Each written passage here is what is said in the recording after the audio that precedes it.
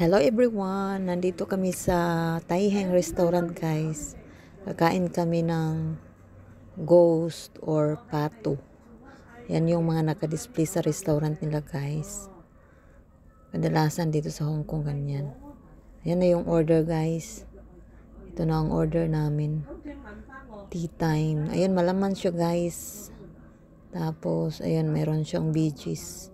Mura lang kasi ang order pag tea time guys. Kasi $40 lang may drinks na. Depende sa'yo. Pero kung ibang drinks, mag-add ka ng ilang dollar para sa kung malamig ang order mo, okay lang. Ito hot milk tea ang order ko, okay lang. Yan, tapos na kami kumain guys. Yan, ubos oh.